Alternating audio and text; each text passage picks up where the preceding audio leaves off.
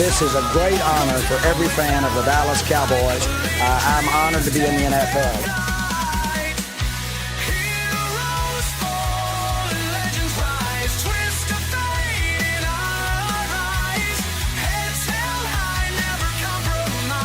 What can I say? Mamba out.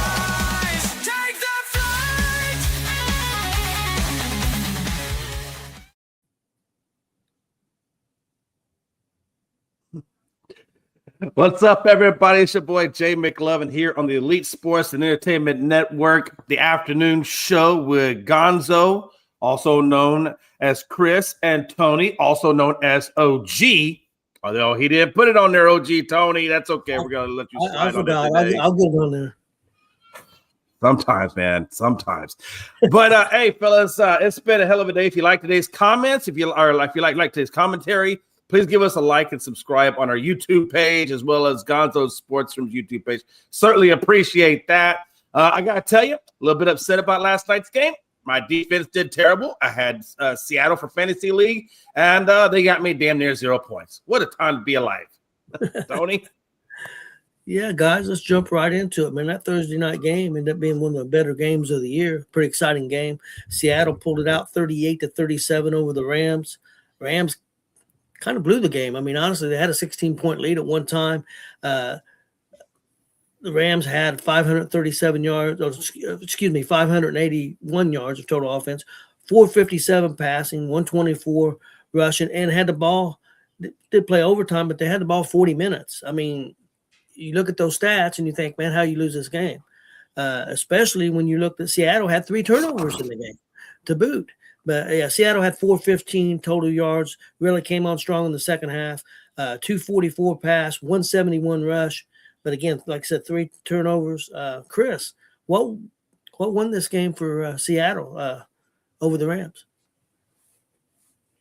The Los Angeles Rams special teams. The Los Angeles Rams special teams killed them last night in that game. Give up you're up by 2 scores. You give up a damn punt return for a touchdown. Then late in the fourth quarter, you have a chance to kick a field goal to take the lead, and you miss it. And then you get the ball back again. And they were driving down, and they got stalled at the 50, and ended up having to punt it. But yeah, their special teams killed them last night. You don't give up that punt return, and if you make that field goal, even giving up that punt return, if you make that field goal, you win the game. Like, special teams killed them. But if you look at, watching that game, their defense played pretty good. But then they would all of a sudden just give up a big play. And that's what really killed them. They gave up 2 real big plays to Walker. Both of them turned into touchdowns. One, Walker got a touchdown. The other one, Charbonnet ended up running in from the 2. That's how they got their first points. And then they gave up a big play to JSN, who they kept quiet in the first half, but he had a lot better second half. They gave a couple big plays to him in the fourth quarter. But yeah, to me, special teams really hurt the Rams in this game. And this is like the second or third time we've seen the Rams this year lose a game that they should have won. Like we've seen them have like a 10-point lead or a 14-point lead and stuff like that, and then for really kind of outplay the other team the whole game, but at the end somehow end up finding a way to lose the game. And it was a great decision by the Seattle coach to go for the 2 in overtime. Yeah, I agree too. I know a lot of people probably didn't understand what was going on, but a tie was basically a loss for Seattle last night. Yeah, a tie or a loss was the same thing. It wasn't no different. So going for the win, I think was the right thing to do. Because if you kick that, for one, you tie it up there. They still have 3 minutes. They can go down and try to get a field goal, or 2 minutes, try to go down to kick a field goal to win the game. And if you do hold them, a tie didn't do you no good in trying to get the number 1 seed and win that division and win the division, because the Rams would have held the tiebreaker. So yeah, going for 2 there was the right move. Even if he didn't get it, it would have been, to me, it was the right decision. Yeah, I agree. Jay, your thoughts on last night's game? Yeah, Chris, it's not always about what's best for them. Sometimes you got to think about fantasy football managers. And if they would have just gone with the damn field goal and given 3 minutes, I could have got Mevis back out there potentially and got 3 more damn points. So it's not always about them. I bled last night. I cried like a little baby because I'm trying to fight for my playoff life, and it just didn't go my way. But look, let's be honest. One of the biggest things about the Rams is the Rams really should have won that game. They played the better game. It's just it's like I said, it's just the little things that the Rams did that allowed Seattle to get back into it. So, for example, just take that 2-point conversion just for the moment, right? You see, oh boy, he throws the ball, he coughs it up, the ball's on the ground. I'm sorry, if you're a Rams person, your ass should be all over that ball. You should be diving for it. You should be going for it. You don't just let the damn ball go by the wayside. No, you put your damn hand on it because, honestly, if they would have done that, it would have got them the win. But because they didn't do anything about it, and the boy in the Seahawk, I forget which one this, puts his hand on the ball, well, that gives you the touchdown right there, or gives you the 2-point conversion right there. So, no matter what you think the play may or may not be, dead or alive, put your hand on the ball. Everybody can, it's just a simple concept. And I thought that was one of the biggest things that hurt them. Secondly, was they couldn't stop they let too many big runs go to Walker. God, I wish I'd have played Walker. Damn. But anyway, they gave up too many big plays to Walker. Walker had 2 big runs and a touchdown, and I think he had like 100 yards rushing and 60 yards receiving. They just couldn't stop Walker, and that was a big thing. On the flip side, they also didn't get JSN going for Seattle until later in the game. And then they finally got him going a little bit. But there was a lot of things in that game. I think defense on both sides of the equation, right? Seattle's defense and the Rams defense at times just did not look very good. And like Chris said, that punt return for a touchdown was just another dagger that they didn't do well on, and Seattle did. And then it's just the details of not jumping on the damn ball at the 2-point conversion that would have saved the Rams again. There was multiple opportunities for the Rams to close out that game. There was multiple opportunities and ways for Seattle to lose that game, and it just came out in Seattle's favor because they made the least amount of mistakes or least amount of critical mistakes. But it was a good game, but it was a little sloppy in my opinion. Okay, Frankie, your thoughts on last night's game? I think it was a great game. I'm over here, when the Rams go up 30-14, I'm over here ready to call Robert out because the Seahawks are going to blow another game. Mind you, not Stafford, Sam Darnold threw 2 interceptions. One of those is a pick six or close to being a pick six. So the defense of the Rams stepped up really well in the first half, but they disappeared in the second half. I think what changed the outcome of this game was that punt return for a touchdown on Seattle. Once that happened, I feel like everybody on the momentum, the team on the momentum side of Seattle just changed. Everybody stepped up and did their part on all phases of the ball. I want to say the thing that cost the Rams this game was that defense. The defense literally just lost itself in the second half. You gave up not only just 3 touchdowns, but you gave up 3 consecutive 2-point conversions as well.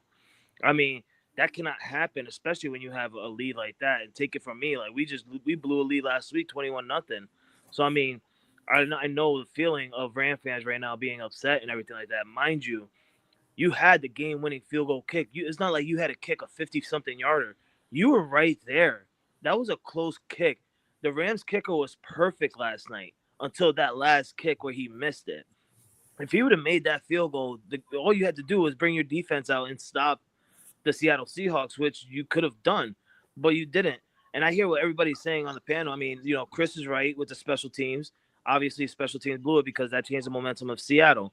And then the same thing with Jay. What Jay was saying, he's right as well. Everyone in this panel right now have a great outcome of what we've seen last night, what went wrong with the Rams. I'm going to sit here and I'm going to blame it on the defense because you can't go out there, and shut down, JSN all first half. And then all of a sudden your defense just loses the momentum and you just give them 3 straight touchdowns with 3 straight 2-point conversions. Mind you, one of those 2-point conversions, like Jay said, all you had to do was jump on that ball and that would have been yours. What's the number one rule in football? You do not stop playing until you hear a whistle. And I don't know if you guys heard one, but I didn't hear no whistle. And it was a backward pass. You do not stop playing until you hear a whistle. And the fact that that ball hit the ground and everybody's thinking, oh, the play is over, it's an incomplete pass. No, it wasn't. So I give my hats off to Seattle. They deserve this win. They fought really hard to get back to the division lead and now hold first place in the NFC. But guys, I still think it's not over. I mean, you're looking at it. Yeah, the Rams lost, Seattle won, but I'm looking at it as the 49ers. Think about that. The 49ers, they're 10-4. They're in third place. All they have to do is win on Monday night, and they jump over the Rams, and the Rams will drop to third place, and they'll be in second. And all they have to do is wait for Seattle to lose one more game. They win one more game, and they jump into first place because they hold the tiebreaker over both those teams. So not only was this a bad loss on the Rams and a good win on the Seattle Seahawks, but this is a great win by itself by not even playing for the 49ers. It's insane. Yeah, I'll tell you one of the biggest things for me, real quick. If I can put one thing on there, was if I'm Seattle, I'm thinking my lucky stars that the Rams did make a mistake on that 2-point conversion, and it did allow me to extend the game and things like that.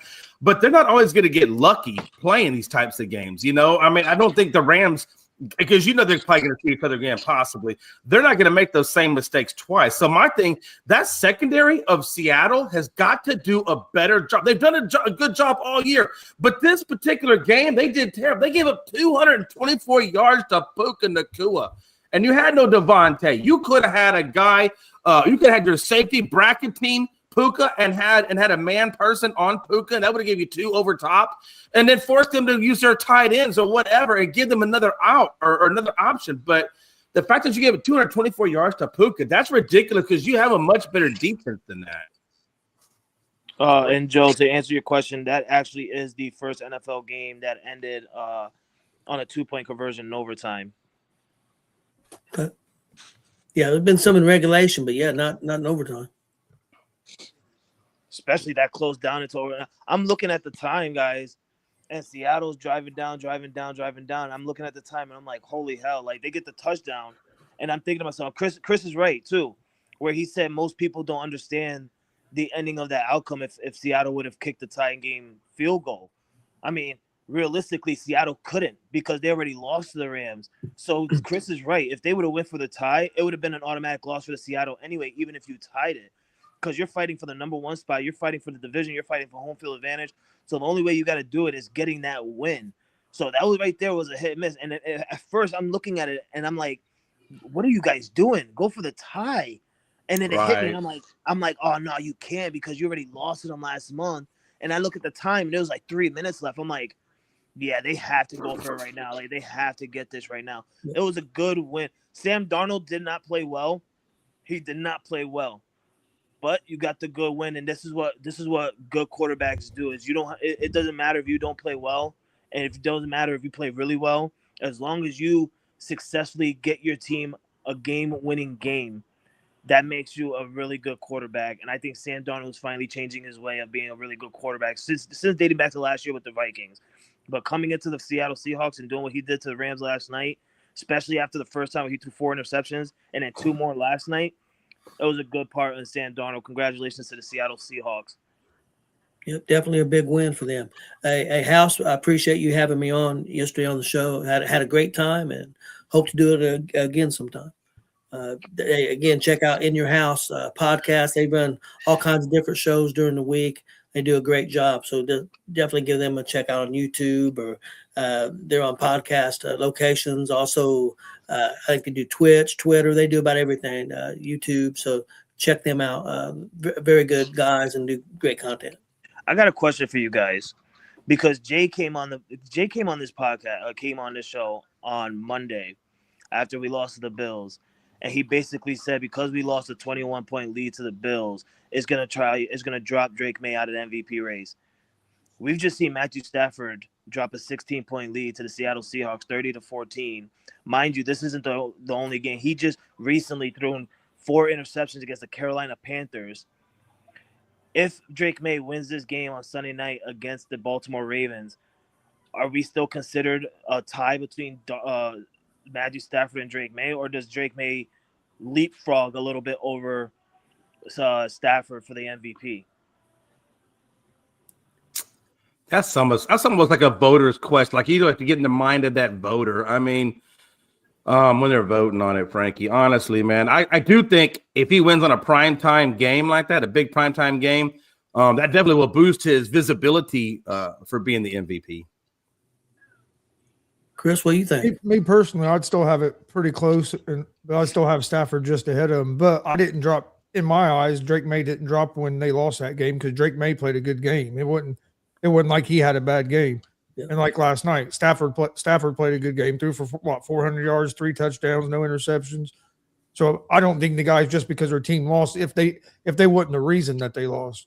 Like you said, Sam Darnold didn't play a good game last night. So if they would have lost that game, if Sam Darnold would have been in the conversation, not saying he was in the conversation, but if he would have been in, he ought to dropped him a little bit because he didn't play a real good game.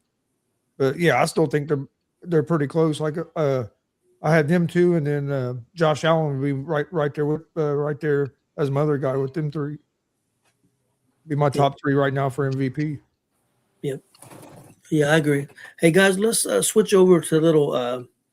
We got a lot more NFL and some college to get to, but real quick, a couple other stories that broke here a little bit ago. I thought we'd touch on real quick.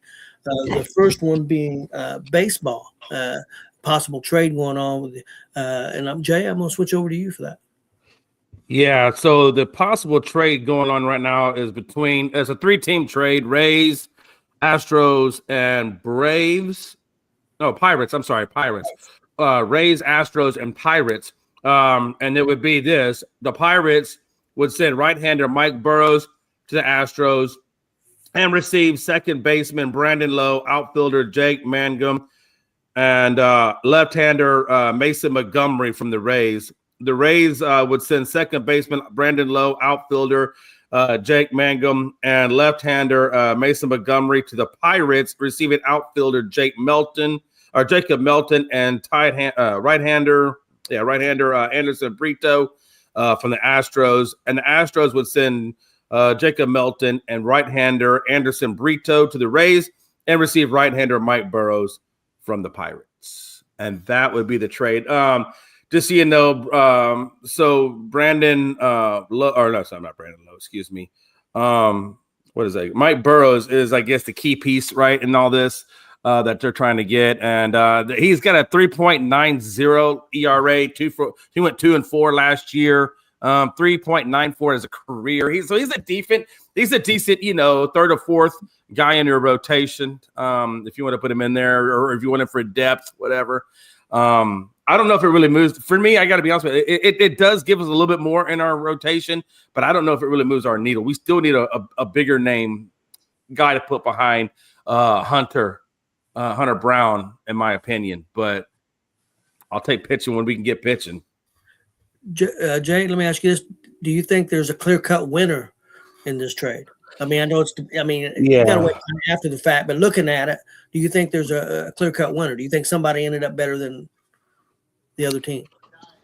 Right. So I think the Rays getting Melton. I don't know about Anderson Brito because I haven't really seen enough of him. He wasn't really with the Astros, or he didn't pitch a whole lot for the Astros. So I don't really know a lot about him to really be able to say win or lose on him. But I do think Jacob Melton is a good piece for the Rays because of his versatility and how he can play multiple positions.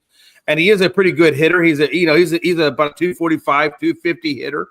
So it's a little bit of right at league average or a little bit above league average. And then I don't know much about Brandon Lowe, so I can't or Mangum, so I don't know about those guys too much. I don't know their history, so I can't really speak on them. Brandon Lowe's a good player. Is Brandon Lowe? Yeah. I think if Pittsburgh does got him, that's a good piece for Pittsburgh.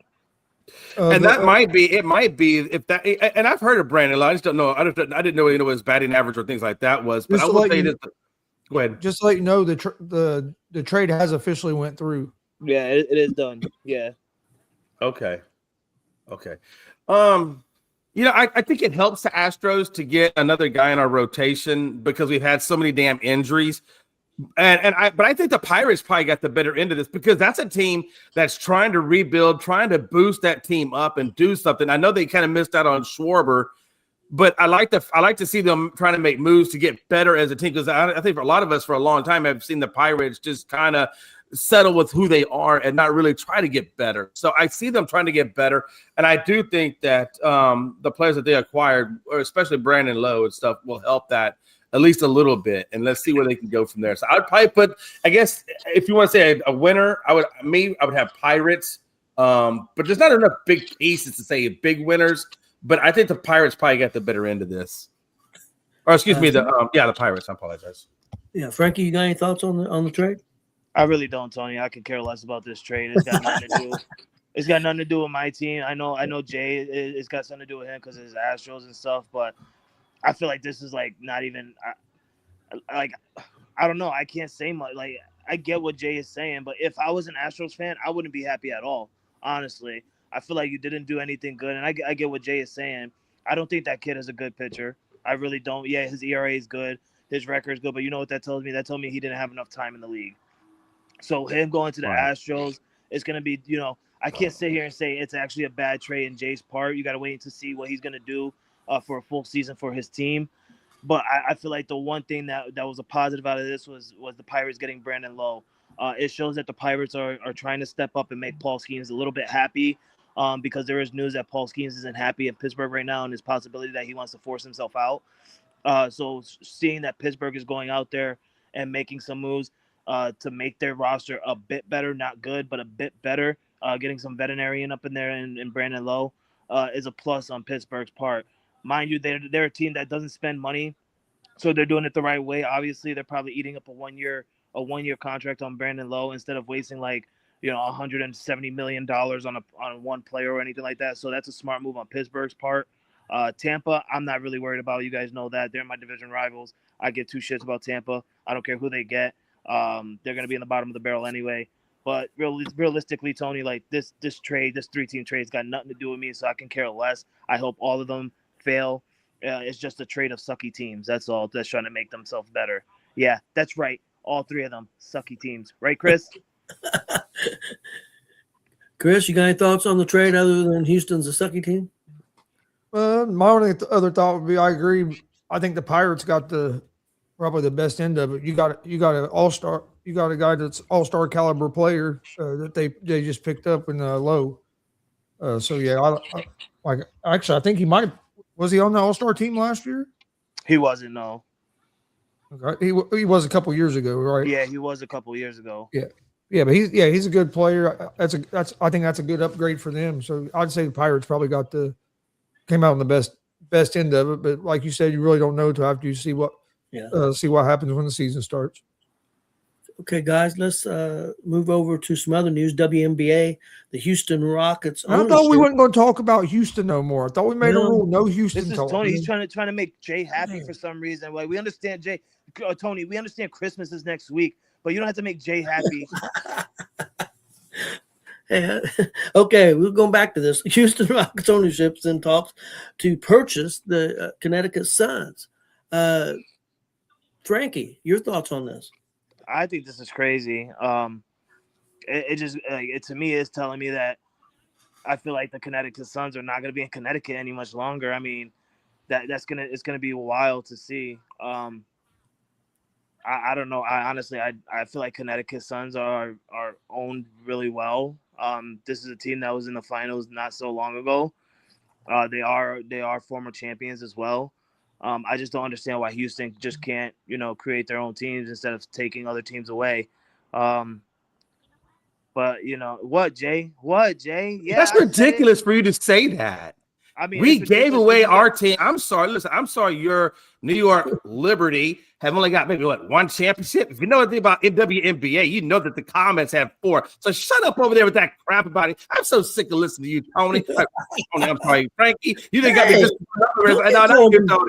Not you. I said your name by accident. You're OG. I'm talking about little sissy boy Frankie down there who finally got one WNBA championship. And oh my God, shut up. At least my WNBA championship is recent. Shut up. At least mine Shut is up, recent. You don't Frankie. see my owners. You don't see my owners going out to other states to take teams away. Such Well, a I mean, sorry. are we really such a taking sorry anybody state. away? Are we really taking anybody away? You're taking a franchise away. You're If we taking want an to entire purchase them franchise and away. bring them back here and then convert them back into the comments, that's great. I think it's great for basketball, to be honest There's a with you. reason. There's a reason why the comments are not in the WNBA no more. There's a reason. What do you think that reason is? Because Houston I sucks. know what the Nobody reason wants to is. play in Houston. Houston's No, a that's sucky not state. it. That's not it. They sold the comments because they realized there was Les Alexander at the time when he owned the Rockets that sold them. They realized that there was not enough money making. It was a losing operation in terms of finances. And the whole WNBA, we all know before they got this big $2 billion TV deal that the WNBA has been a losing business for a long period of time. And he just bailed out of a losing business. Don't get it twisted over there, Frankie. I apologize. Does anybody on the panel know why UConn wants to sell? That's a good question. I have not heard anything of why they want to sell. The only thing I can imagine is maybe if financially it didn't make sense to have them there, and maybe their ownership is maybe selling them because of their lack of winning. That's the only thing I could think of. I don't know, or maybe they're not selling out, and so financially they're not covering it. But then again, they have the TV deals, so I don't know why he would sell when they just got those big TV deals. I don't know. It doesn't make sense to me. But Chris, your thoughts on this? Yeah, I was just trying to read a little bit more about it, but yeah, I mean, It's all right, Chris. Be honest. You don't care about the Connecticut Sun. It's all about the Indiana Fevers. I mean, to me, it don't make a whole lot of sense that Connecticut wanted to keep the team in Connecticut because of how big women's basketball is in the state of Connecticut. I mean, look how UConn was the top women's program for a long time. I mean, so women's basketball is big in Connecticut, so that kind of surprised me there. But I guess there's bids from somebody in a group in Boston and and somewhere else right around Connecticut that they bidded, but it's looking like they're going to go with the Houston bid instead. Well, yeah, it's kind of weird. I mean, it's finally getting more popular, and Connecticut's been a pretty good team, so it's kind of weird that they would sell. But I mean, who knows? Guys, let's move on to some NFL. Let's go with the Saturday games first. We got Philadelphia at Washington. Guys, I'm gonna go with Philadelphia in this game. I know it's a rivalry game, and I think they play again in a couple of weeks. But yeah, I'm going with Philadelphia in this game. Chris. Yeah, I'm going with Philadelphia in this game as well. Oh man, I thought for the 2-second pause, I thought he was gonna go opposite. I was about to get so excited. I thought he was about to pull a Pat McAfee on us. Okay, Frankie, who you going with? Yeah, I'm going with Philly as well. I don't trust in Washington, even though they did beat the Giants, but that was the Giants. I didn't expect them to beat the Giants, but because they're going up against Philly, mind you, Philly are going to be down two of their key defensive players. But even then, I think that Philly's going to win. Eagles are 7-point favorites on the road. Jay. yeah, I'm gonna roll with Philly on this just because you know I know Marcus Mariota has done a good job facilitating Washington's offense in the wake of Jaden Daniels going down. But not having Zach Ertz there, that was a key security blanket at tight end. I just think Philly, I still don't believe fully that Philly has it all figured out. I still think they have issues within that offense, but I do think that they have enough firepower to get past Washington. I don't know that, and they played them twice, so I'm almost kind of keen to think that maybe Washington can sneak out one of those wins, but it'd be really tough. I'm gonna roll with Philadelphia on this one. Okay, guys, the next game up is Green Bay at the Gary Bears. I mean Chicago Bears.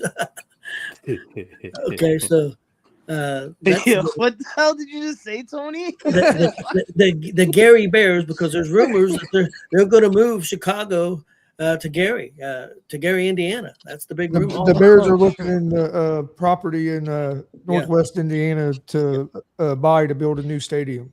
Oh my God! I'm glad we got that refig. I thought you said something else, honestly. And Freaky Friday. He probably thought I said the Care Bears. Bears. He probably thought I said the Care Bears. Yeah, you guys know how I am on Fridays. It's Freaky Friday, you know. I'm over here thinking Tony's starting it off, saying something crazy. Yeah. Guys, I'm going with Green Bay in this game. I think it's going to be a close game, but even though it's at Chicago, I think I'm going to go with Green Bay. Jay. Yeah, I feel like if, and I said this before, I feel like if Micah Parsons was there to harass Caleb Williams, that that would be a huge plus on the side of Green Bay to get the win. But the fact that he's not going to be there, it's going to force other guys to step up in his place. Riley, I had that guy's name written down. I forgot who it was offhand, but there's a guy that I think last night I was talking about on the evening show that had like 7.5 sacks. Did you forget how to read? He had it wrote down last night, I think. No, last night. I don't have that paper. Oh, okay. I wrote it down. I'm thinking, did you forget how to read? No, I don't have that paper. I think I threw it away last night, so I don't have that information. But the key for me is if Micah Parsons isn't there to harass him, that means he's going to have a little bit more extra time to sit there in the pocket or scramble around in the pocket to find those open doonsies and things like that. So I really think this is a game. And also, I think it really about the run game of Manangai. Is that how you say his name? I can't remember. You said the same name twice. Manangai. That's a weird name. You said it twice. You said Manangai, the Manangai guy, whatever his name. And Swift. And I just think it's going to open up Chicago's run game, which is going to help even more Caleb Williams. And you know that Chicago D is still pretty good. So I'm gonna and I don't know, is this game in Chicago or is it in Chicago? And this is a divisional game at home for them, right? No, it's in Gary Berry. It's in Gary, Indiana. But no, hey, listen, this is an at-home game, right? It's a divisional game. Both of these guys are trying to get first place, so there's going to be a lot of heat in this game. But I think Chicago comes out. I think Ben Johnson gets it done and keeps first place. Okay. Frankie, what do you think? Yeah, I hear what Jay is saying, and I absolutely agree with him. I think the loss, and we've seen it last week in the second half for the Packers, like the loss of Micah Parsons is going to hurt them really big. So that defense is going to have to step up really big. But I also think that the Chicago Bears offensive line, this is the game right now that you need to step up big and protect Caleb Williams. And I only say that because I wanted to say this to Jay before he picked his team, because I knew he was going to pick the Bears. The Bears are going to be out without two wide receivers, and Roman Duze is one of them. Okay. So that's a big loss. That's a big loss to Chicago's weapon and for Caleb Williams. So somebody on the wide receiver core is going to have to step up. I feel like they're going to run the ball so much now because Micah Parsons isn't there, and that's why I'm saying that defensive line of the Packers need to step up huge. And that's also why I'm saying the Chicago Bears offensive line, this is the game where you definitely need to step up huge and protect Caleb Williams because he's out with some of his star weapons. He's going to be in that pocket for a while. And I get it, he's a mobile quarterback and stuff. But you're going to have to be careful in this game. This is not a game where you just go out there like it's week 5 or anything like that. Like, no, we're at the end of the season. The division title is on the line. The chance for the playoffs is on the line. So this is going to be a tough game. But I feel that Jordan Love and the Packers are going to get it done. So I'm going to pick the Packers. Hey, question.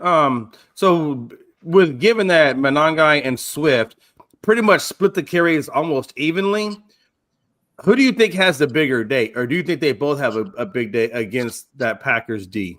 If you're talking fantasy-wise, you want to go with Swift because he usually gets the carries more in the more toward the red zone than Manungai does. And they throw more. They throw more to Swift too. If you're talking fantasy-wise, but I think both of them will have success. I was really just talking in general, but yeah. Well, I've got Swift on my team, and last week looking at the carries, they had pretty close to the same amount of carries, but Swift got the ball more in, like Chris said, in the goal line situations, close, and also Swift had 4 or 5 catches. Oh, okay. And because you got him on your fantasy, you had to bring that up. I hope he gets hurt now. Well, honestly, I don't even have him in my lineup this week. You should put him in your lineup so when he gets hurt, you're hurt. I'm going with the one dude from Pittsburgh instead. Can you do me a favor? Can you drop him real quick? Before I just go give my pick up pick, some of the I do have a question. just go Remember pick up last some of the night when players. we were talking about these games? Yeah. Wasn't this the one where I asked Jay? I said you talked the whole time like you were going to pick one team, but you picked the other, and didn't he pick the Packers last night? I think it was. I think it was a different game. Was that a different game? Okay, I It couldn't was a remember different which game game it because I'm was. pretty sure he picked the Bears last night too. Okay, Him and See, no, him hold on, and hold on. We're not gonna no, I let was this just slide. asking. See, Chris over here. I remember which game it was. Yeah, hey, didn't Jay say this and didn't Jay say that and didn't I noticed this about you, man? I'm kidding. I was asking a question. Shit, I just wanted to make sure you wasn't giving out a different pick today than what you did yesterday. I didn't want you to look stupid. Hey, what do you like the pick police now? Yeah. Are you policing our picks now? Is that what Yeah, you're if you don't doing? get picks out in this show, you got to be consistent. Okay, Chris, what's your pick? No, I like Green Bay in this game. These teams played 2 weeks ago. Both teams only had one sack, so it wasn't like when they played 2 weeks ago and Green Bay beat them. That Green Bay's defensive line was dominating, getting a lot of sacks. Both teams ran the ball pretty good, but Green Bay ran for over 200 something yards. I think Green Bay's offense has been playing, like I said, the last 3 weeks been playing better. And one of them games was against the Bears when they beat them in Green Bay. This game is in Chicago, but Green Bay has owned the Bears for a long time, and I think it's going to continue this Saturday. Okay. Next game up, guys, is the LA Chargers versus the Dallas Cowboys. Frankie, what are you thinking?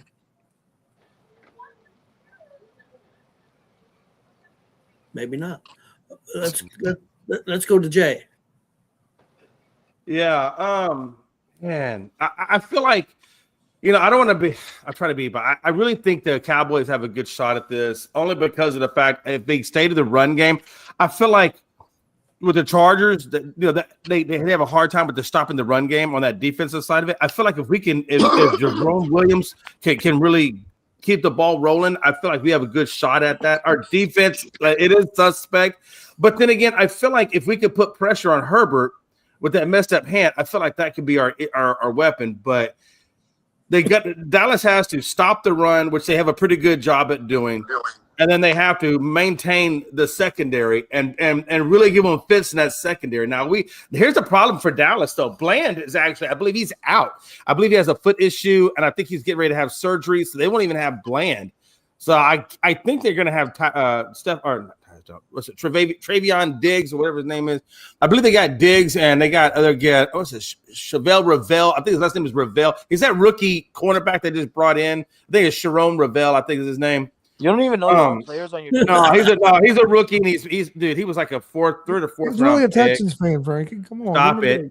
Stop it! I was. But no, so I'm going to go with Dallas in this game, but I think it'll be a close one. Yeah, for me, this is probably a game Dallas will win since they're probably out of the playoffs. This will be now. We're going to start. Now we're going to start winning, but I'm going to go with the Chargers. I think they're a better overall team. And I think the Chargers are going to go after that secondary. So Tony, didn't you just say Chargers and then say Dallas? Oh no, you said Dallas then Chargers. No, I said this is probably a game Dallas will win since they're out of the playoffs. Okay. But I am going to go with the Chargers because I think they're a better team. I got confused for a second. I'm like, wait, he just picked the Dallas. He just said I'm picking Dallas for the win, and then said Chargers. He just pulled a J on us in one move. All right, Frankie, what are you thinking about this game? I'm going Chargers. I feel like this is honestly going to be a good game that most people are not actually looking at it because I told Jay this, and Jay knows. Dallas got a good offense. They really do. I feel like Dak Prescott and that offense is pretty decent when they can be. When they don't have their heads in their ass, that's a good offense. But the Chargers also have a good defense, so this is going to be a good matchup to see. I just think that the defense is going to be a little bit stronger on the Chargers' part, and Justin Herbert and that offense is going to just get them to get this game just by a little bit. I think it's going to be a 3-point win in the Chargers' part. Is this in Dallas? Yes. Of course it is, right? Why would I even ask? I feel like Dallas had like the last 5 home games. Like, do you guys ever on the road? Like, yes, Frankie, come on. When are you on the road? I never see you at an away game. You guys haven't been in an away game since Thanksgiving Day. What the hell is going on? How often do you watch the Cowboys, Frankie? Jesus Never. Christ. But give me the So Chargers. how you know where we play home or away then? Shut up. Because every Next time question, I see you please. guys on primetime TV all the time, every time I see you on primetime TV, I see Every the time I tell stupid you logo. on prime time. Every time, but how many times you see us on prime time? How many times do you watch us? Since Thanksgiving, you had the Thanksgiving game, then you Since had a Monday night Thanksgiving. game, then you had another Thursday game. You just had a freaking Monday night game. Like it's You obvious when you here. see that Move on. stupid Next question, please. 1-star logo on the field, and it's like it's not even a freaking logo; it's a freaking rating. You're 1 out of 5 stars. That's all you can afford. I feel like that's why. You figured 1 out of 5 stars. It took you about only what? How many years and decades to figure that out? God, you suck. About as many as it took. About as many years since the Cowboys have won a Super Bowl. Shut the fuck up. Hey, so just so you know, so we've had 1, 2, 3, 4, 5, 6, 7, 8, 9 games on the road. So 9 out of 9, mofo, half the time. Shut up. Okay. Okay, I don't care about that. Can you tell No, me? no. Just stop talking out your ass, then. That's all I'm saying. No, Just don't I talk want out you your to ass. tell me this. First of all, you're so angry. That's why you're sitting in the dark. I don't understand why you put a black screen behind you. It's just you're not like it. That's how I feel right now. dumb. I feel dark. It's dumb. Dark. I get it. You're a Cowboys fan. I will feel dark too. But listen, I want you to just look up the last 5 games. How many road games have you had the last 5 games? Look that up for me. Well, the last 5. I will give you I mean, that's fine. If you want to pick a random part and dissect a certain section of the schedule, I mean, that's kind of nuts. Listen, I feel like you did have one road game, and I think it was against the Lions. Okay, so 1, 2, 3, I like the 4, 5. I like the So Chargers in 2 this out one. of 5. 2 out of 5. 2 out of 5 games have been on the road. So I mean, but you're picking a weird time because if you want to, hey Jay, how do you end the season? Because I end the season on back-to-back road games. So this is a moot point. It's kind of a dumb point. What position you played? What? You said you What ended is the this? What is season this? on Ask Jason back-to-back road questions games. about What Dallas? position you played? Hey, listen, I'm not gonna play your little bully games. Tony, next question, please. Chris, you said you got the Chargers. I'm not here for your amusement. Okay, I'm not Yeah, I your got little the puppet. Chargers. You know it's funny when Do I amuse you? you know it's fun, you know it's fucking funny when a amuse 50-something-year-old man is saying he's getting bullied in the podcast. Yeah. Oh Lord, let's move on. Minnesota at the New York Giants, guys. I don't think the Giants can figure out how to win a damn game, so I'm going with Minnesota. Chris, what you got? Yeah, I like Minnesota in this game as well. JJ McCarthy's been playing better the last couple of weeks. That offense starting to look better, and their defense is not the greatest, but it's not terrible. So I'm gonna go with Minnesota. 1%. 1%. He's hanging on, Jay. Joe's hanging on to that 1% for life. I want to know. This is insane to me. Like, he is such a hard Cowboy fan. Like, we got Jay to be off of that bandwagon of not a bandwagon, but off that train of this is the year, this is the year, this is the year. We got Jay to jump off that shit and realize, right? Joe, on the other hand, he is so confident that he's okay to come out and say, we have a 1% chance to win the division. Like, yo. Jay quit being like that with the Cowboys and started doing that with the Texans. See, that just makes no sense to me, but that's fine. That's fine. Oh, shit. Okay, Frankie, what are you thinking about this game? Who's the game again? Minnesota and the Giants at New York. Yeah, I'm going with the Minnesota Vikings, honestly. I feel like them getting that big win last week over the Cowboys is huge for JJ McCarthy and company. I just think that right now, I could tell you right now, I feel like Jackson Dart and the Giants could have beat Washington last week, but knowing that they have the number 1 pick right now and sitting for next year's draft, I think that they're just going to lose out, so that way they can get the number 1 pick and make some magic off of that. So you could give me the Minnesota Vikings on this one. Okay, and Jay. Yeah, I'm gonna roll with Minnesota as well. I just feel like the Giants don't have enough to really compete with the likes of Jefferson and what Minnesota has over there. If Mike McCarthy can just control the turnovers, not turn the ball over, I think he's gonna be fine. And this game is in Minnesota, correct? I believe. You just said Mike McCarthy. Yeah, No, it's in New York. No, I said You JJ just- McCarthy. you said If I can't, Frankie, shut the fuck up. Not only did you say Mike McCarthy, but you said throw the ball. He's playing football too now. I ain't got time to deal with this motherfucker, man. God, he got me all out of character, man. I don't like to cuss on shows. I really don't, man. But he just got me out of character today, man. This game's in New York. No, it is in New York. Okay, I'm Yes. still gonna roll Minnesota on that. I just feel like they are the better team. I think they have more weapons than what New York has. I think New York has lost a lot when they lost Scatterbo. The only thing I'm hoping for is, and I'm curious to see, is how will New York run the ball with Tyrone Tracy? I think that's how you say his name, right? Yeah. If Tracy's how they run the ball against that Minnesota D. I'm curious to see how that's going to roll, but I am going to pick Minnesota on this one. All right. Next up, guys, we got the Cincinnati Bengals And against Joe the Tuggle, Miami Dolphins at Miami. I'm going with Miami, guys. They're playing a little bit better, and Cincinnati's just kind of in shambles. Frankie, what do you think? Ooh, that's a good one, Tony. I want to pick Miami as well. But for right now, I'm gonna be on the safe side. I'm gonna go with the Cincinnati Bengals just because Joe Burrow is playing. Miami's not playing Tua. This is the first game where we're gonna see Quinn That's Ewers. true. So that's the reason. Like I would have ride with you and went with Miami, but because Quinn Ewers is coming in and playing for the first time in his NFL debut, I'm gonna go on the other side, and I'm just gonna enjoy and see what this kid got. I know what he's done in Texas. Jay knows what he's done in Texas. This is Jay's former quarterback, so Jay's gonna be obviously probably enjoying watching him. So I'm just saying on the safe side, and I'm gonna go Cincinnati Bengals for the veteranship over the younger. Jay, what do you think? Yeah, I just don't believe in this Bengals team. Even with Joe Burrow there, I have a hard time really having confidence picking them to win anything with that defense. It's just horrible. And that's the one. I think this is the one team that the Dolphins can get. You know, and I am curious to see how Ken Ewers plays. I believe this will be his NFL debut. He may have had one debut. Did he have one stint where he came on in relief for Tua, but then it went back to Tua, I think. No. In the season, if I'm not mistaken. I'm not sure, but I thought I heard something like that. Anyway, but it's good. It's going to be good to see him. I think the Dolphins are going to get a good chance to see what they have in Quinn Ewers to find out if they can actually move on from Tua, if they have what they think is a serviceable starter. So, because I don't think Quinn Ewers is going to be. I think he's kind of more of a game manager, maybe a Daniel Jones type of guy who's not going to be like elite, but he can service or he could facilitate an offense. I think if they get that version of Quinn Ewers out there, then they're going to be good. I am going to pick the Dolphins on this one, though. Okay. And Chris, who you got? I have the Bengals. Bengals. Okay.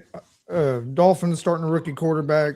I know the Bengals defense hasn't been great, but if you look at the schedule, they usually play pretty good after a bad game. They go back and forth, it seems like, and they didn't play well at all last week. So I look for the Bengals to look a lot better this week. So I'm gonna go with the Bengals over the Dolphins. Okay. Next game, guys, is Tampa Bay against Carolina. This game's at Carolina. Because it's at Carolina, and I think Carolina can run the football in Tampa Bay, I'm going with Carolina. Chris, what do you think? I like the Panthers here. Carolina's a different team at home. They're 4-2 so far this year at home. There's a lot on this game. I think they got a sour taste in their mouth from last week after blowing that game. They should have won that game and had a game lead over Tampa. So yeah, but being at home, I like the Panthers in this game.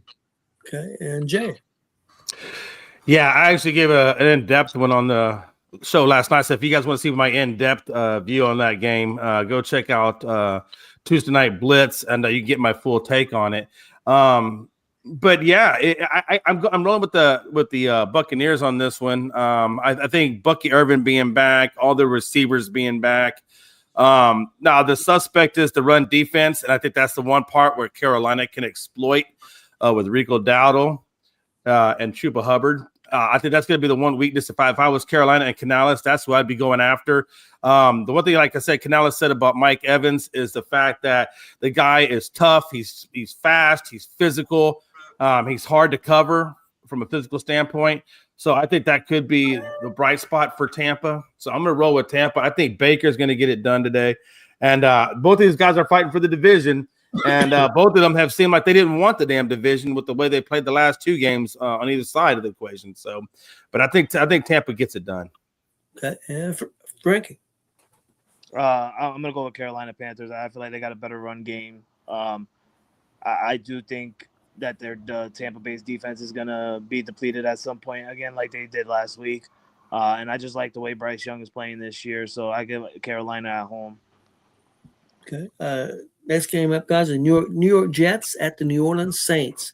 I'm going with the Saints. They've been playing a lot better. The defense is playing really good. Quarterback has stabilized things, and at main reason because it's at New Orleans. It's a home game for them, so I'm gonna go with them. Frankie. Yeah, give me the Saints. I never pick the Jets. They suck ass. They always suck ass. I don't give a shit about the Jets. Like I said, I don't understand why they're in the NFL. They should be in the CFL. Give me the Saints on this one. I like that quarterback that they got over there 2-0 to start the season, and he's gonna make it a 3-0. And Jay. Yeah, I'm just not a believer in it. The only thing the Jets have going for them is they do have a good defense, but outside of that defense, everything else is just left and right on that offense. So until they can figure out that offense, I mean, I don't even know if at least the Saints kind of know that Shook looks to be like a potential starter for them long term in the future. The Jets don't know who the hell their quarterback is going to be going on in the future.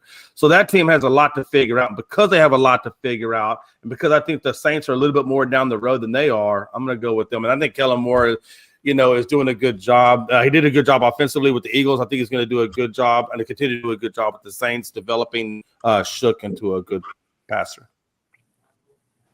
Okay, and Chris, what are you thinking? I like the Saints. This is going to be a battle of two rookie quarterbacks, but the Saints quarterback has played a couple more games than the Jets rookie quarterback, and the Saints quarterback has looked pretty good as well. So I like the Saints here. Who's the Jets rookie quarterback anyway? I don't even know who the guy's name is, to be honest. Brady Cook. That's right. Okay, guys. Next up is Buffalo Bills at Cleveland. Cleveland's got a real good defense. It's at Cleveland, but I think Buffalo has got things going again. Maybe, but they have struggled against some teams that you think that they're supposed to beat this year. But I'm gonna stick with Buffalo. Chris. Yeah, I like Buffalo. I like Buffalo here. I think Buffalo's starting to play some of their better football, especially Josh Allen toward the end of the season here, and Cleveland's not going to be able to score enough points, I don't think. Yep, I think you're right. And that's Cleveland's only hope is they get the running backs going and can control the clock and try to get the game Cleveland close. wants to create a couple turnovers. Yep. Jay? Yeah, I agree with you. Cleveland has a really nice tight end over there in Fannin Jr. He's been in my league, and I've been watching him. He's played, very well at the tight end spot. Junkins has done a pretty decent job running the ball. He's got like 7 touchdowns on the season. They've got to get him going. They've got to get Judkins going. Like you said, it's a good point to eat up that clock. Myles Garrett has to be all over Josh Allen for them to have a chance. He cannot let Josh Allen get comfortable throwing the ball, because we all know what Josh Allen can do with the rock. And secondly, they got to stop Cook.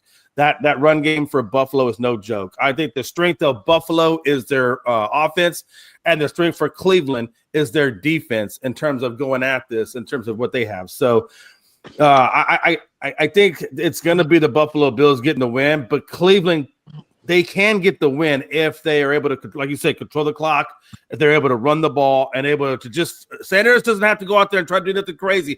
Just facilitate within Jerry Jeudy and Fannin, and let's get down there. And if they can do that, then the Browns do have a chance. But I think the likelihood would probably be the Bills, because they are fighting for that playoff spot. Okay. And Frankie. Oh, man. Chris is waiting for it. I'm seeing in his face. He's like, go ahead, Frank. I know what you want to say. I really do want to say it. I really do want to say it, honestly, just because, but I'm going to go on the safe side. It doesn't matter. We got the Jets and the Dolphins to end the season. We still have a chance to win this division. I'm going to go on the safe side. I'm going to go with Buffalo. Myles Garrett needs 1 sack to tie the all-time record. With Michael Strahan and TJ Watt, I think he gets it, and I actually do think he breaks it. This game is in Cleveland, if I'm not mistaken, correct? Yes. Okay, so I do think that he ties the record, and I do think he breaks it in this game. But Jay's right.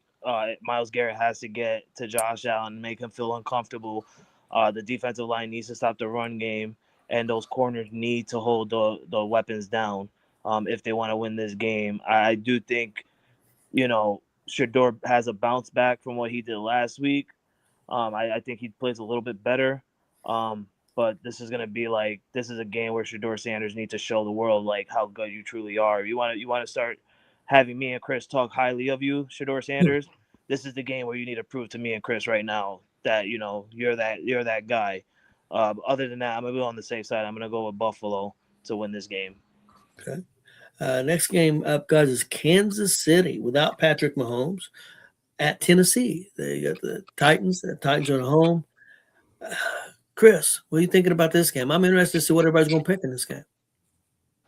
I like the Chiefs in this game, even without Patrick Mahomes. I think Gardner Minshew will be able to operate the offense good enough. Tennessee just is a bad football team. So yeah, I think Kansas City will still have still has enough that they can beat Tennessee. So I'm gonna go with the Chiefs. And, Chiefs are 3-point favorites on the road. Okay. Yeah. Frankie. Yeah, I actually like that spread that Chris just said. If I was a better, I would take that. I do think that Tennessee's going to keep it close with Kansas City just because Gardner Minshew is playing, and also let's not forget that the Kansas City Chiefs defense is not that good. Honestly, it's really not. So, but I do think that Gardner Minshew is going to have more targets towards Travis Kelce, more targets towards Xavier Worthy because it's not Patrick Mahomes. We all know Patrick Mahomes' favorite go-to guy right now is Rashee Rice. Expect him to get the ball still, obviously, but Gardner Minshew, we've seen before, he's a quarterback that likes to throw everywhere. So I expect this to be a good offensive matchup for the Chiefs, and I'm going to go with Kansas City just because I still believe in Travis Kelce and Xavier Worthy. Okay, and Jay. Yeah, pretty much for all the reasons that Gonzo and Frankie said, I firmly believe in as well. I'm more curious to see how they go about getting their new coach. I know Cam Ward has, said that he wants to be a part of the coaching search, which he should be, and they should want him there because that's been the big thing with Cam Ward since he's been in Tennessee. He feels like the coaches have not let him play the way he wants to play. They try to fit him into their version of the offense, and he just doesn't feel comfortable working in that type of thing. I think he's better when he's able to create and run freely. So it's going to be interesting to see who the Tennessee Titans bring in as their next coach, but definitely they need to get Cam Ward's input because the two of them coaches and the quarterbacks got to mesh together, and it's going to be curious to see where they go. But yeah, because they are such a mess right now, that I think the Chiefs will get the win. And yeah, Tennessee's just really, really bad at the moment. Tennessee's defense is not horrible, but they don't have no offense, so they're on the field the whole damn time. But I'm going to go with Kansas City, too. I don't think Tennessee can score enough points. So I'm going to agree with you guys with Kansas City. Next up, guys, Jacksonville at Denver. Pretty big game for both teams, especially Jacksonville, really. Chris, your thoughts on this one? Which game? Denver and Jacksonville. Jacksonville at Denver. I feel like one of us each do this at least one time in a game we're talking about. Chris did that on purpose. I like Denver in this game. I think it's going to be a really good football game, though. But this game is in Denver. I think the weather could have a little bit to do with this game. And Broncos defense has been playing real well, and right now I trust Bo Nix a little bit more than I do Trevor Lawrence. So I'm gonna go with the Denver Broncos at home. Yeah, I'm going with Denver because it's at Denver, and that's the only reason. I think it's going to be a field goal game, so I think it's going to be good. Jay? Yeah, I mean, they're going to be in the mile high, and people always have a hard time playing in that thinner air. Trevor has played a little bit better as of late, but Jacksonville is inconsistent. They can play great in one moment and then look terrible against another team in another moment. So because of their inconsistency, and I just think Denver right now is, I mean, they're on a really nice. I mean, I know Jacksonville's on a 5-game streak, and obviously Denver's on a long streak now at this point. So they both have a lot to play for. I think Jacksonville has a lot more to play for probably than Denver, just given how far or how close Houston is right now with them. I mean, they're very, very close right now. So, but I'm going to roll with Denver. I think they're the more consistent team offensively and defensively. Okay, and Frankie. Yeah. There's a time where some things need to stop, and there's a time where some things need to be beautiful at a moment in time. And I think at this time, your ESPN really interrupting me right now? That's crazy. I think this is the time for beauty. I don't care where this game is at. I like what Denver has been doing. They Bo Nix is a good quarterback. Sean Payton is a really good coach. They've been playing really well from comeback behind and always getting that last second win over good teams too. Bright future for Bo Nix and company. But I'm going with Jacksonville. I need Denver to start losing some games. Best to believe I'm going Jacksonville. And this weekend I'm going to be screaming, Duval! Let's go, Jacksonville. Let's get this win. Let's stop this winning streak on Denver, and let's get us closer to first place, baby. Okay. And next up, guys, Atlanta at Arizona. I'm going with Atlanta. Arizona's another team that can't figure out a way to win games. They're more in line to figure out a way to lose games. So I'm going with Atlanta, even though they are inconsistent. Jay. Yeah, and Drake London, what's his status? Is he playing or is he still on the injury? I don't know list. Last I heard he was questionable. He was practicing, but he was questionable. Okay. This is one of those games. I mean, Arizona has had their moments offensively where it just hasn't been good. But defensively, we've seen Arizona play teams really, really hard. You just don't know which version of that team you're going to get. Just like with Jacksonville, you don't know. Sometimes you don't know what version you're getting of them. But I think Brissett is doing a much better job at that. So and this game is in Arizona or is it over in Arizona? And so it's not Atlanta. Okay. Yeah, I'm gonna go with Arizona on this one. I think they're the team that can take them down. I think that defense can take them. Okay, and Frankie. I'm going with Falcons. I'm going with Atlanta. I just Arizona's just injured everywhere. No Marvin Harrison Jr. No James Conner. Jacoby Brissett playing absolutely phenomenal, but you can't continue this route if you don't have nobody to throw to. And I think Atlanta, have a better shot at winning this game just because of that reason. So I'm going to go with Atlanta on this one, even if they got Drake London or not. We've seen what Atlanta can do without Drake London. Kirk Cousins is, starts off a little iffy, but then he finishes off strong. So give me Atlanta in this one. And Chris. Yeah, I like Atlanta in this game too. If it wasn't for the injuries, I'd probably take Arizona. But the injuries that Arizona has on defense has really hurt them. In the last couple of weeks, their defense hasn't been the same as it was earlier in the season. The offense has been playing good enough to win games, but the last couple of weeks, the defense gave up like 40 points. The week before that game, they lost like 20-17 to Tampa in a game that they could have won. So they've been a little up and down, but with the injuries to Arizona and also the Falcons offense has looked better the last couple of weeks with Kirk Cousins as well. So I'm gonna go with Atlanta in this game. Okay. Next up, guys, we got the Raiders against Houston. I'm going with Houston Raiders. I don't think Raiders can beat anybody. So, Jay, what are you thinking about your team? What are you? Oh, but it's me getting you out of character when I say something. I'm sorry, Tony. Were you talking to me? Because I'm a Cowboys fan. I don't know. There must be another J that you're referencing. I don't know who that is. Maybe Gary. I get confused. I mean, you're a Houston fan when it comes to Probably going to be WNBA. Wait, hold on. Houston We're not fan going when to it do comes that. to NBA. You're a Houston fan when it comes to baseball. So I would think they're at least your second favorite team in the NFL. Surprised See, you didn't that's kick see, you that's out. and I get where you're going with that, but why don't you give Frankie some of that same hate? Because this dude has teams in every damn state in the United States. He out there in LA, he out there in Boston, he out there in New York. But yet, because I have one team, maybe two if you consider my college, because my college is UT. I do love Houston. UT. See, and Houston, But- everything else except for But everything else is Houston. But everybody knows it is specifically clear that I am a Cowboys fan. There's never been at any time that I've been a Houston Texans or even Oilers fan. So let's bring it back into who I am, man. Come on now. Come on. Otherwise, I'm gonna start calling you a Chicago Bears fan. Their second favorite team is Chicago Bears. I mean, come on. Hey, I just want to I go can out bring on the Jay. record. I could bring somebody on and have them watch a couple of our past shows and ask them which team they think you're a fan of, and they would say the Houston Texans.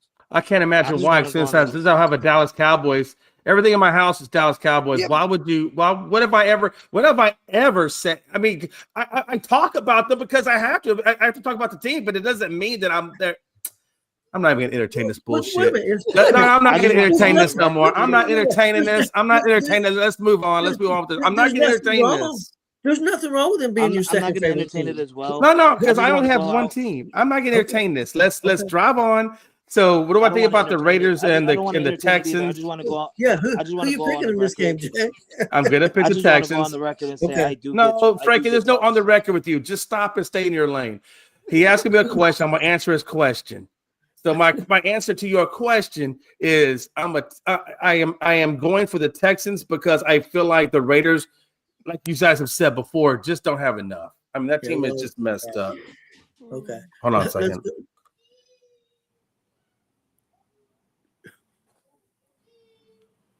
Are we good now? Is it my turn? Yeah, you go ahead. Yeah, go ahead, Frankie. Okay. Oh, since it's my turn, I'm gonna go on the record and say everyone is on the same goddamn group chat. So I'm pretty sure everybody's been seeing that I've been getting called a bandwagon by Melvin. So I don't want to go out and sit here and say I don't get it, Jay. I do get it. And I don't sit here and I don't call you a Texans fan, goddamn it. So don't try and give me the hate. Don't give me the hate. I'm not putting you out of character. It's these two Gonzalez's putting you out of character. I'm just sitting here and writing the show. All right. I ain't doing Don't nothing. worry. I'm not gonna say who I've called, but I've called somebody to handle this situation. Y'all may want to do different. Y'all may want to move out of state. I'm just saying. I'm not It's saying. called ICE. They've been in the I didn't say I called ICE. There's a I didn't say that. there's a Don't get me in Muncie that one. I just said I called somebody. Y'all might be getting up. Y'all might be getting a visit. Don't say. I didn't say they called ICE, but I'm not. That'd be rude. Send them. Listen, No. At this point in No, time, I was thinking more like Johnny Two Thumbs from the Mafia, but I wasn't even thinking ICE. But I guess I could have went that direction. But I was thinking Joe over there, my boy Joe. He's Sicilian out in Italy, and he knows some people. I'm just saying, man. Listen, Okay. Johnny Two Thumbs don't play around. Send them. I got ties with the mafia. We'll be all right. Oh my god. Anyway, I'm Cartel. I'm Cartel. going. Not I'm mafia, going. cartel. I'm going. I'm just Houston. teasing. I love everybody on this damn panel except Frankie. Nobody loves Frankie, man. I freaking hate I'm that going. guy. That's 100. That's 100% true. My wife hates me. My kids hate me. Jay hates me. It don't matter. I'm a number one hate person. But you know what? I'd rather be hated than love. I don't care. It's enjoyable to me when people hate me. I'm going Houston in this game. I feel like Houston's defense has stepped up really well this season. I feel like they're going to continue that route. And I do think just because of that defense that they're going to win the AFC South now. Now because Indy's, not Indy anymore, how they were in the start of the season. I feel like Houston is going to continue to win this division. Yeah, I think you're probably right. Chris, did you go? Oh, the Mario Brothers? Luigi too?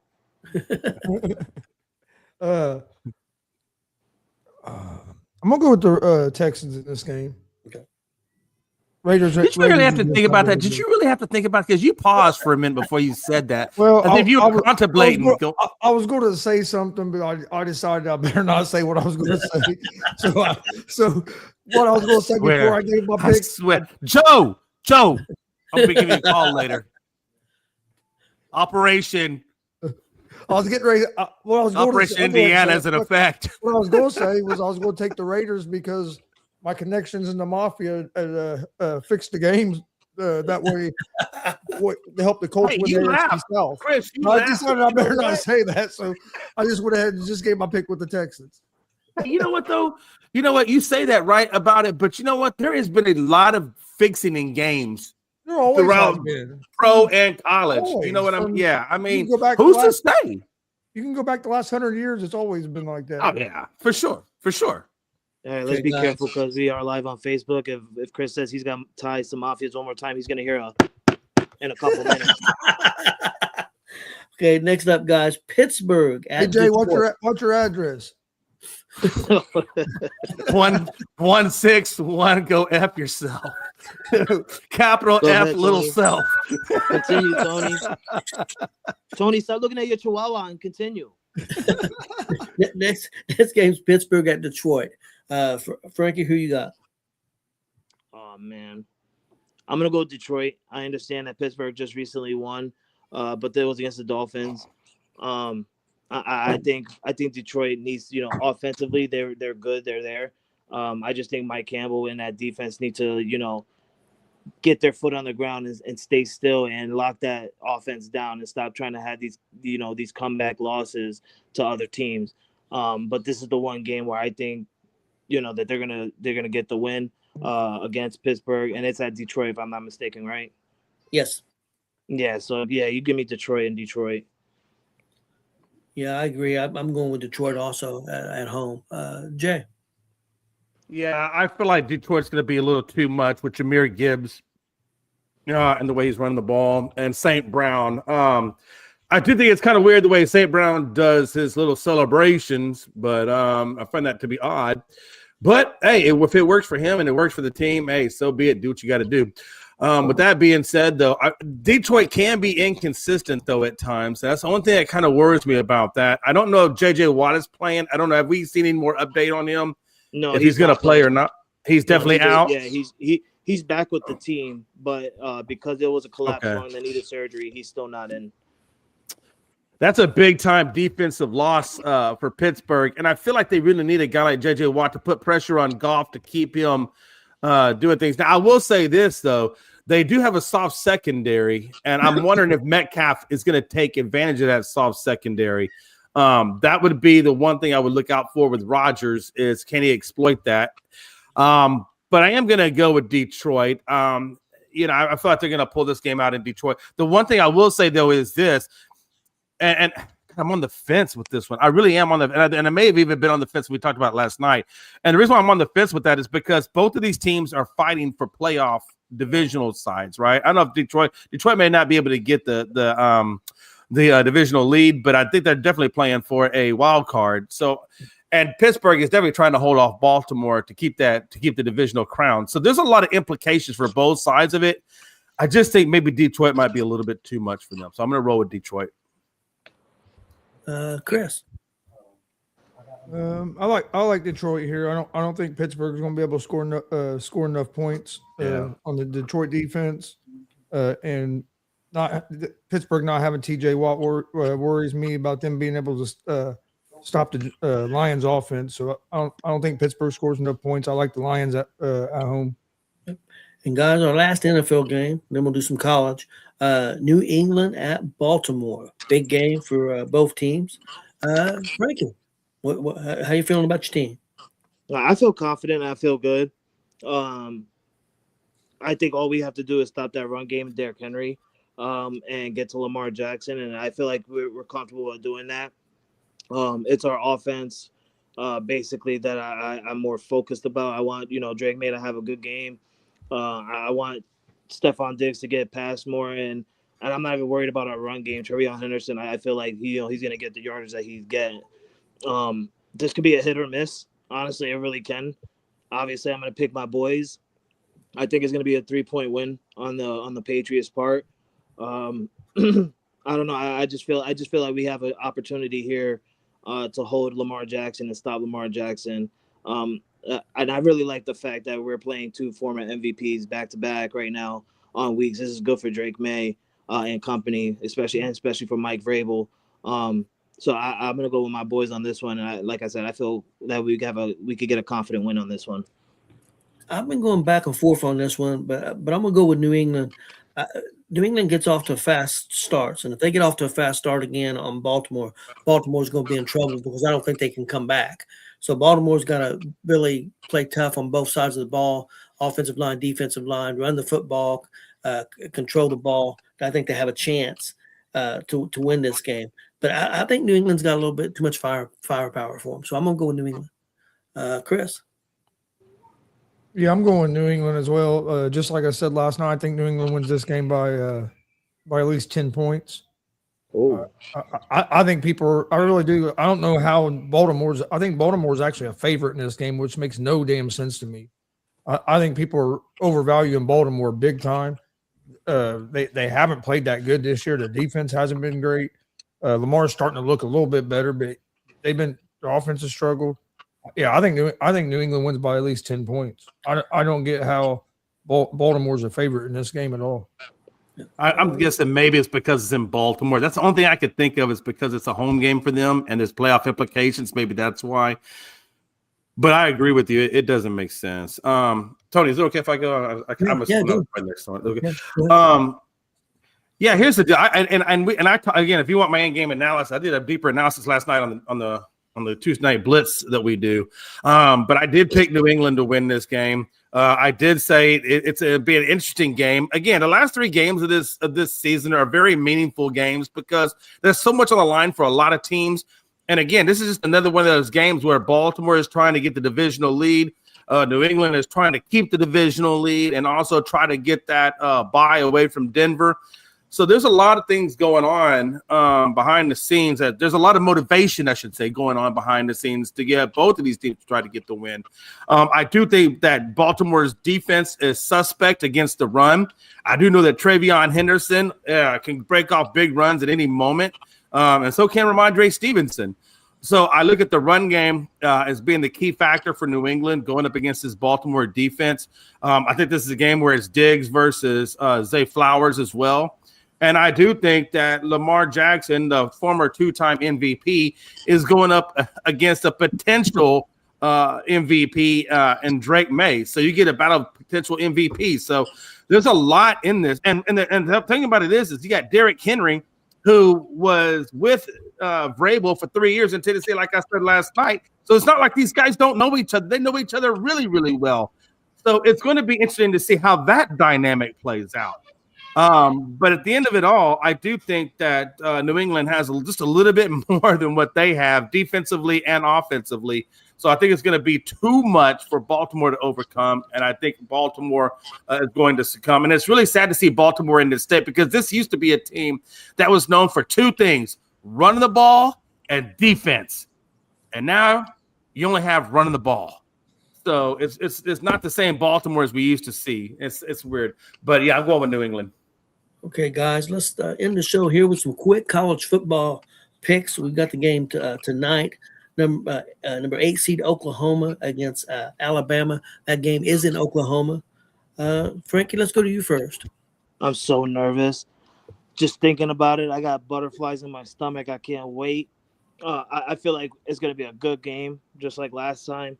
But I'm going to go, obviously, with my boys Roll Tide on this one. I feel like we're going to have a revenge game, and we're going to knock Oklahoma out. Yeah, give me my boys. Yeah, I've been going back and forth on this. I'm going to go with Oklahoma, and the only reason is because it's at Oklahoma. That's the only reason I got. I think they're both pretty evenly matched. I think Alabama's a better offensive team. I think Oklahoma a little bit more consistent defensive team. But I'm going to go with Oklahoma at home, but I wouldn't be surprised. I mean, it's an 8-9 matchup, so I wouldn't be surprised if Alabama won. But I'm going to go with Oklahoma. Jay. Yeah, I think Venables is going to get the job done over there. So I'm going to roll with Oklahoma on this one. I think Bama is going to put up a fight, though. But I'm going to roll with Oklahoma on this one. And Chris. I like Alabama in this game. I think Alabama is a little healthier now than what they had been the last 3 weeks. I know they haven't played real great the last couple weeks, but last time they played Oklahoma, if you look at the game, they really outplayed Oklahoma. It wouldn't have been for turnovers is what killed them. Yeah. Alabama takes care of the football. I think it's going to be a good game. I could see this game coming down to a field goal maybe at the end, but I think Alabama gets the win. Okay. Next game, guys, is number 7 seed Texas A&M against number 10 Miami. That is at Texas A&M. I'm going with Miami. I'm going with a little upset, so I'm going with Miami. I think they're more physical. Jay. Yeah, no, I agree with Miami being physical. There's no doubt about that. And again, Texas is coming off getting smacked by Texas, or A&M's come off to getting smacked by Texas going into the season. So I think they got a little sour taste right now in their mouth. I think they're looking to get back on track, and I think the Miami game is going to do that for them. I don't think it's going to be an easy game by any means, but I think that A&M's going to get it done. So I'm going to roll with A&M getting back on track in this game. Okay, and Chris. Yeah, I think it's going to be a good football game, but I like Miami in this game. I think Miami's defense is going to be able to slow the Texas A&M offense down, and I think the experience of Carson Beck is going to be big for Miami on the offensive side of the ball. So I'm going to go with Miami here. Okay, and Frankie.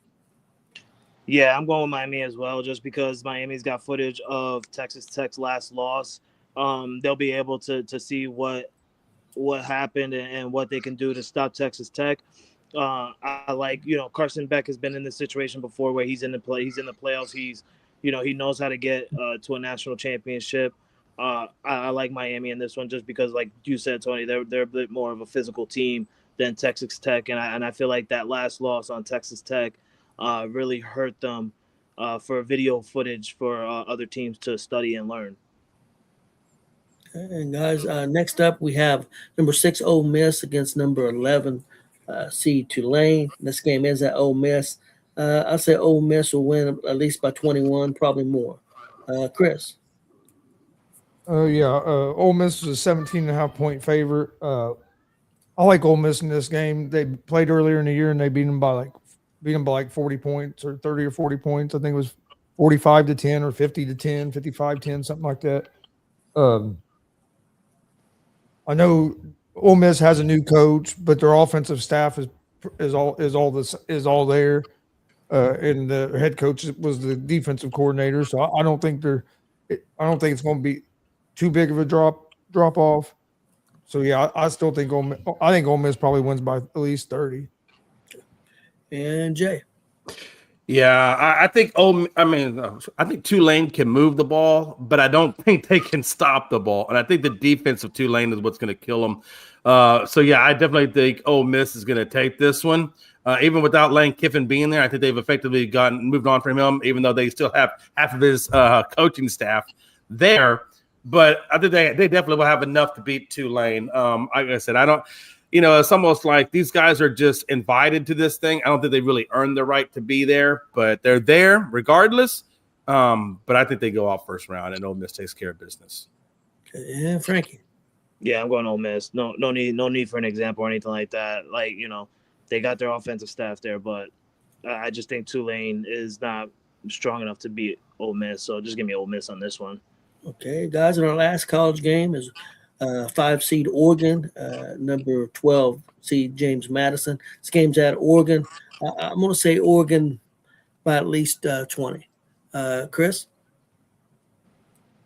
Yeah, I think Oregon wins this game. James Madison has a good defense, but I don't know if they're going to be physical enough to play with Oregon. I think James Madison's defense might be able to slow Oregon's offense down a little bit, but I don't think I don't think that their offense is going to be able to score enough points on that Oregon defense. I think Oregon's going to be too physical on the offensive and defensive line, so I like Oregon. Okay. And Frankie? Yeah, I'm going Oregon on this game.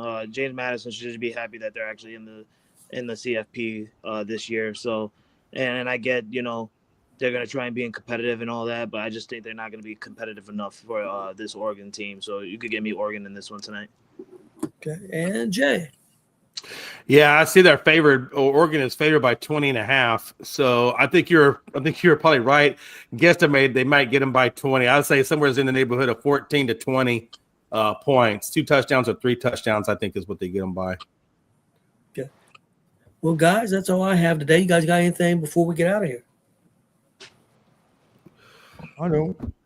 No, other than hopefully everybody has an amazing weekend.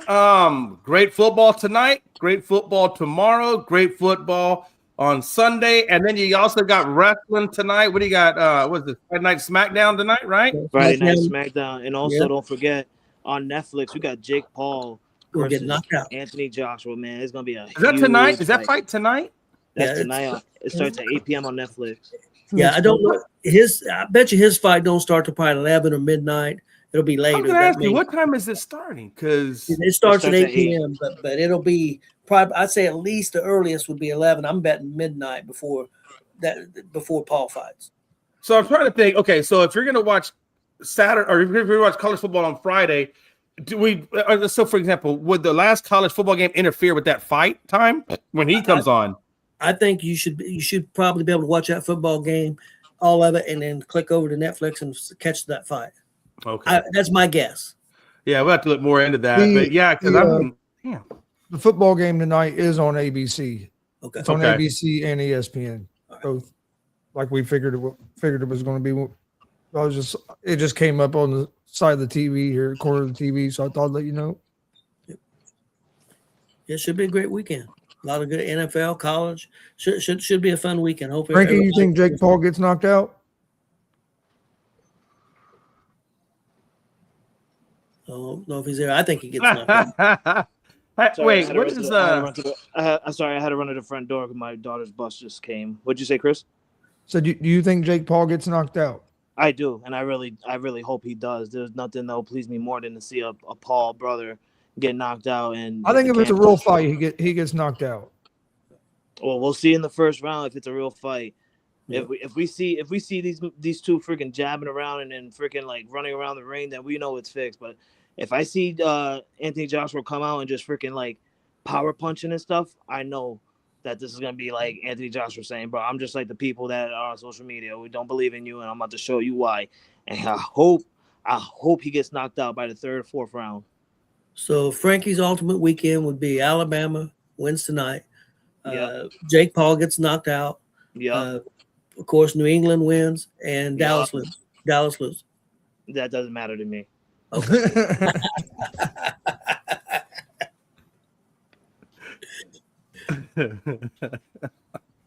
It's more of Denver losing and Bills losing. Okay. It's more of that. I see Mr. Pinky playing a big role over this weekend.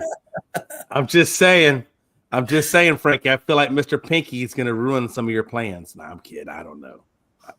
I just unless. All right. Hey, I don't have anything else. You got anybody else have any comments, concerns, questions? All right. Hey, make sure you guys got any wrestling shows over the weekend? Nope. Okay, just want to make sure we got to have any shows going on over the weekend. All right. Hey, guys, catch us back on the afternoon show on Monday, as well as check us out on Tuesdays and Thursdays at 9 Central, 10 Eastern. Obviously, Tuesday is the NBA show, and Thursday is our NFL show. And so you don't want to miss those out. We do a lot of good stuff over there. We have a good time. So it's your boy, Jay McLovin, along with OG, Tony, Gonzo, and little Pee Wee Frankie, saying we love you, we appreciate you, and we'll catch you on the flip.